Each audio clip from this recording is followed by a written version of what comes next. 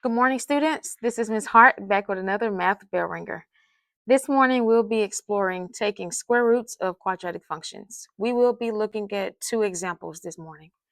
The first example we will be exploring is m squared plus 7 equals to 88. So what we want to do here in both of these equations, what we want to do, we want to take the square roots of them. The very first step we want to do on the left side, what we want to do is we want to move the 7 over here to the 88.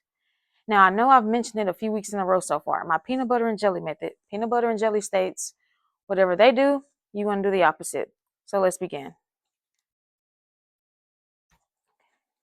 All right. So first, I want to move the 7 over, and I want to see what they're doing with the 7.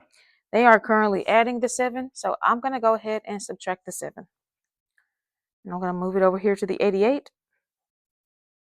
And then that's going to give me 88 minus 7. That gives me 81. And then what I do now is I just bring down everything else I did not use yet. And then the only thing I have left to use is m squared. So I'm going to write m squared next to the 81. Right? The next step I want to do is take the square root of both sides.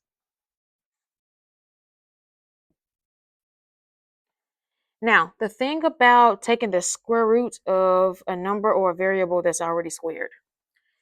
Square root and square cancel each other out. So I'll just put an x on the square root symbol and I'll put an x on the square to indicate that they cancel each other out. And then I'm going to bring out the m. And then I ask myself, well, now I have 81 in a square root. 81 here happens to be a perfect square. 9 times 9 is 81. So if you say it backwards, what is the perfect square root of 81? You'd get 9. Now, the thing about square roots in quadratic functions, you need two answers of the same kind. So you need a positive of your answer and you need a negative of your answer, meaning you need a positive version and a negative version. So I'm going to go ahead and now write positive 9 because that's what I got when I got 81. And I'm also going to write negative 9. So here's my positive 9, and I'm going to put the word or and then negative 9. So this is one of my solutions. The second equation we want to explore is going to be 2n squared equals to negative 144. Now, this is the thing here. If you notice on this equation, let's look at n squared. Let's look at the variable. The variable now has a coefficient versus over here, m squared. M was by itself, but n is not by itself. You have a 2, which means that you have a coefficient.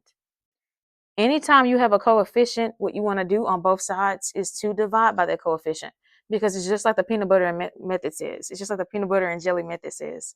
Whatever they do, you want to do the opposite. Okay, so if I see 2n squared, that really means 2 times n squared. And since they're multiplying by 2, we want to divide by 2.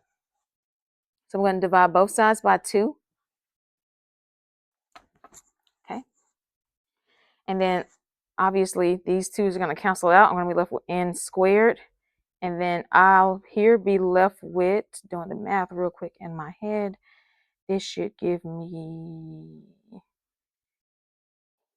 no, this should give me 72. Sorry about that. It's been a long day. It should give me 72. Okay, and it's also going to give me negative 72. So I might as well just go ahead and put negative 72 there. All right, so now what I want to do, I want to just go ahead and take the square root of both sides, just like I did with this equation. You remember when we took the square root of both sides here? You want to do the same method here.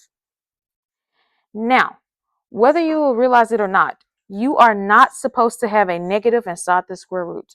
So anytime that ever happens where you have a negative inside the square root, your entire answer will be no solution. So because I have a negative 72 inside the square root, instead of trying to solve it any further, I know now that the answer is no solution. So I'm going to put the words no solution. All right, that has been another Math Bellringer with Ms. Hart. Everybody, have a good day.